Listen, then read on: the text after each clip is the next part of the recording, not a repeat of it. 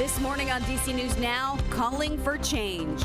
We're learning new information about DC's troubled 911 call center. Plus, a Fairfax County sergeant seen repeatedly punching a suspect. Face on me again, you see what happens. Gusty winds with a chance for thunder and rain. When you can expect more wet weather this weekend. Hurricane Helene makes landfall. We're tracking the storm as it heads north from Florida. And expanding bike lanes near campus. You ready to scoot, my friend? Yep. Let's scoot. How the new plan could help people living near the University of Maryland. You're watching the station covering all of the DMV. This is DC News Now. Well, good morning. This is a look at what's been happening around the Tampa area in Florida overnight. Tropical storm Helene made landfall as a hurricane, a Category 4 hurricane in the Big Bend area of Florida, bringing upwards of 15 feet of storm surge. Now, according to the National Weather Service, that hurricane made landfall just after 11 last night, and millions of people are without power still this morning. But thank you for starting your day with us here on DC News Now. I'm Tanaya Wright. Yeah, good morning to you. I'm Corey James. Shanika's keeping an eye on those roads. We'll get the latest from her in just a second. Let's turn things over to Jackie, who's keeping an eye on that forecast and how things are going to affect us here with Helene. Yeah, we're going to be watching as some more rain builds in from the south. This is a view of satellite and radar. The center of that tropical storm Helene right now is over parts of Georgia as we speak, and that's continuing to lift its way, and now looks like parts of that eye now extending into parts of South Carolina, but still bringing heavy rainfall and tropical storm force winds across parts of Georgia, South Carolina, as well as North Carolina at this point. We're seeing some of the northernmost fringes of some of that rain pushing in. At this point, this is some light to steady rainfall along and south of 66. So most of our southern half of the viewing area seeing that rain to kickstart this morning. North, we're still dealing with the cloud cover, but eventually those rain showers will continue to shift their way north. Could see some pockets of some steadier rain through that morning commute, or at least through 7, 8 o'clock this morning. Then we'll still be tracking just the widespread rain across the area before we see that threat for some more embedded thunderstorms as we get towards later on today, thinking closer towards that evening commute time frame. These will be widely scattered across the region, so certainly something to keep a close eye on, especially as we get closer towards sunset as a few of those embedded thunderstorms progress their way through. We'll see highs today topping out into those mid to upper 70s. Will be muggy as well. More details coming up. Shanika, what's the latest on the roads? All right, good morning. We have a trouble spot out there. This is on the Capitol Beltway out of Montgomery County. You can see the inner loop here right before 650 New Hampshire Avenue. There's a crash there. It's somewhere you don't want to be, I'm sure. Look at all those brake lights with very little movement. On the outer loop, you're slow as well, but really this is the big problem. So if you're heading from Montgomery over into Prince George's County toward 95, that is where you're going to get stuck. Do be careful here and take it easy. Shanika, thank you. Happening today, DC's Office of Unified Communications holding a meeting to talk about staffing issues for the 911 call center. Yeah, DC's 911 call center has come under fire for drop calls and long response times. Our Liberty Simmons is live in Southeast this morning at the OUC building with more on what to expect at that meeting. Liberty, good morning. Good morning, Tanaya and Corey. Well, the director of the OUC says they will not allow cameras inside for this on-the-record presentation. However, the OUC says that it will focus on staffing levels and they will also take on questions from the media. Now, the district's 911 call center has experienced a number of problems, including staffing to incidents resulting in errors, and district residents have been troubled by events including possible blown addresses, delays in emergency response arrival, and technological failures. That prompted Councilmember Brooke Pinto to introduce legislation to improve performance and transparency as well as accountability. Now, her bill would also require the release of the computer-aided dispatch reports as well as transcripts and recordings of 911 calls. Now, Pinto also said she would make unannounced visits to the call center every 2 weeks and hold monthly oversight hearings on the OUC. This July alone, we only had 13% of our shifts that met the minimum staffing ratios that they were supposed to. And Pinto's next oversight hearing is set for this Monday. Meanwhile, this OUC meeting is set to start at 10 a.m. and officials say they will also take questions with media on camera afterwards. For now, live here in Southeast D.C., Liberty Simmons, D.C. News Now.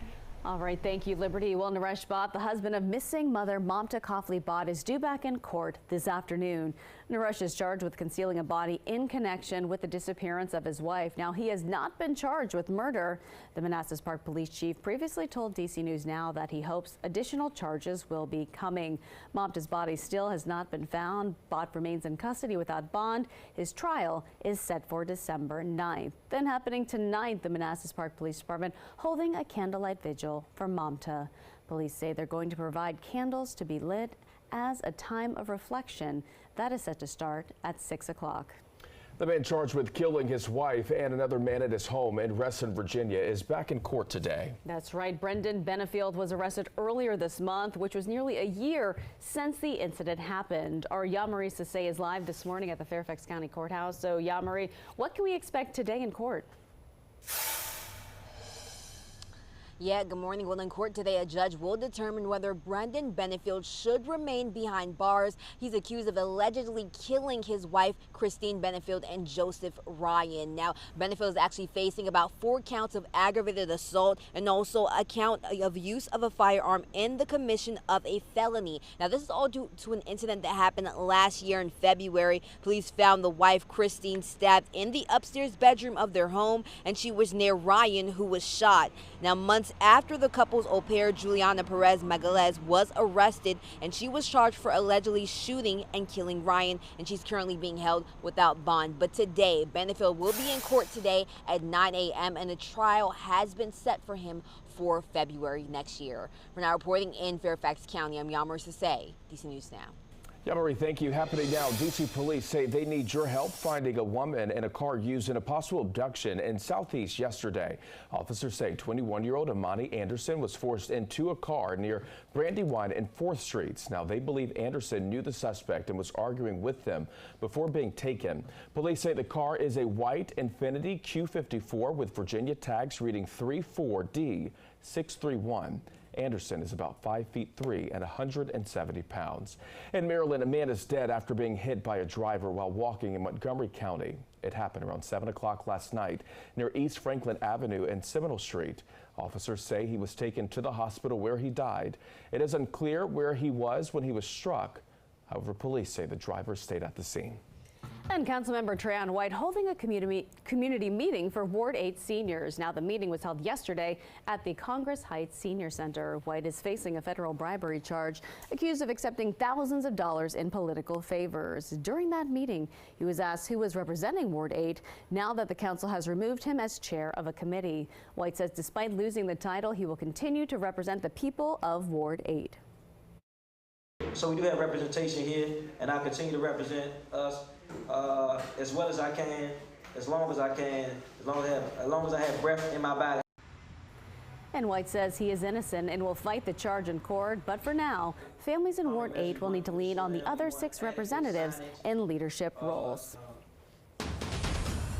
And DC News Now is your local election headquarters. And next week, a debate in Virginia for a seat in the Senate. Yeah, Democrat Tim Kaine and Republican Hung Cowell are taking the stage ahead of the election. Now, Kaine is seeking re-election for a 3rd term. Cowell ran for a House seat last year, but was unsuccessful. A political expert tells us younger people are focused on the job market and abortion. He says older voters are focused on foreign policy and the economy.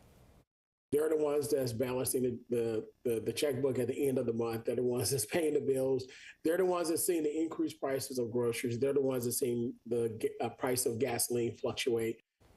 And the debate is next Wednesday at Norfolk State University. It starts at 7 o'clock. You can watch it live on our website. That is dcnewsnow.com.